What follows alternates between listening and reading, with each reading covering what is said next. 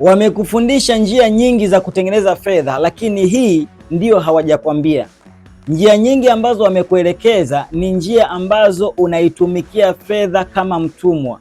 Hawajakufundisha hii njia ambayo unatengeneza fedha kama mfalme, ukiwa umekaa na kutulia bila mawazo. Nisikize kwa makini.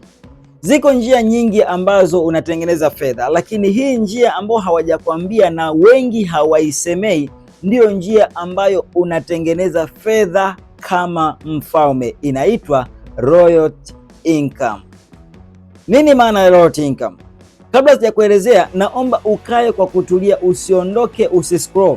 Hii ni njia ambayo yamkini inaweza kubadilisha maisha yako jumla. Kaa, vuta kiti, tulia, nikuelekeze, maana hili darasa yamkini hautakutana nalo tena. Nini maana ya royalty income?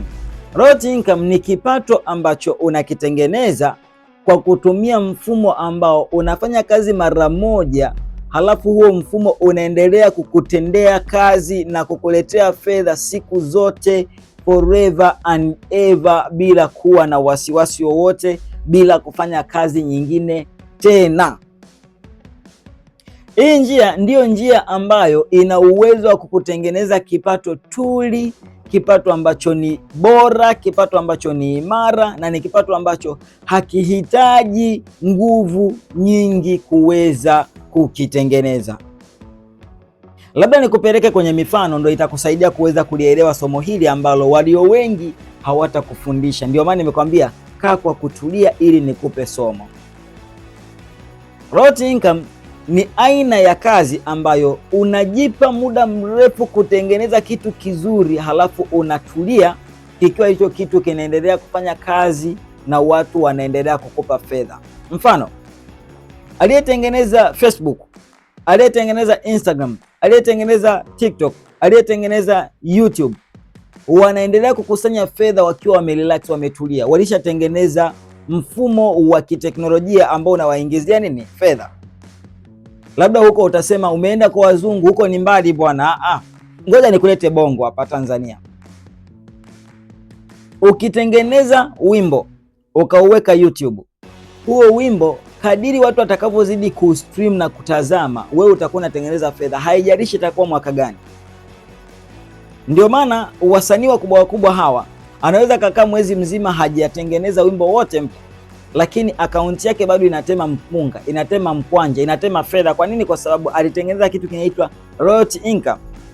Lakini pia ukiandika kitabu kama hivi unavyoviona hapa nyuma, inakutengenezea fedha siku zote, hata bila kufanya kazi tena. Kwa hiyo wewe kwenye kile unachokifanya, angalia kitu gani unachoweza kufanya.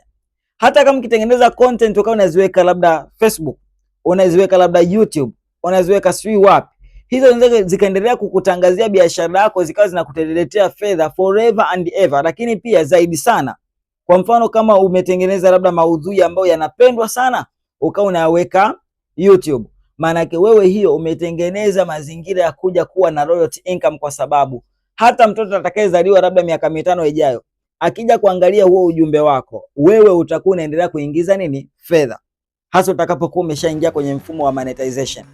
Lakini pia ukiandika kitabu, labda una ujuzi wako, una kitu chako, una maarifa yako ambao unajua hayo yanahitajika kwenye jamii, unajua hayo yanapendwa na watu, yaandikie kitabu, yatengenezee mfumo. Unaweza ukaweka kwenye hard copy au soft copy, ukaingiza kwenye mitandao huko kwenye teknolojia, ukawa unakiuza labda online. Maanake hiyo ni royalty income, maanake unatengeneza fedha ambayo itakuwa ni endelevu baada ya kufanya kazi mara moja. Kitabu unaandika mara moja, alafu kinauzika forever and ever.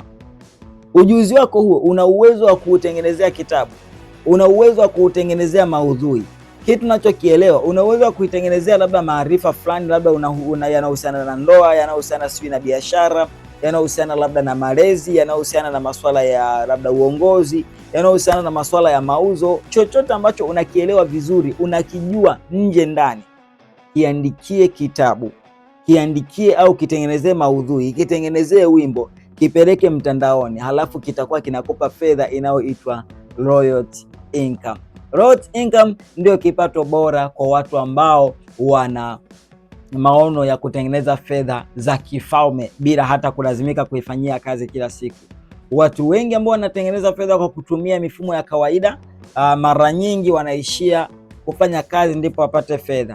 Usipofanya kazi hauli. Usipofanya kazi ni kama unaweza ukafa njaa. Kwa hiyo hii ndiyo njia ambayo inaweza kukusaidia kutengeneza fedha hata bila kufanya kazi. Baada ya kufanya kazi mara moja, unatengeneza fedha siku zote. Labda nikuulize swali, kitu gani unachoweza kukitengenezea mfumo wa kutengeneza fedha ya mfumo huu wa kutengeneza fedha kifalme, yani royalty income?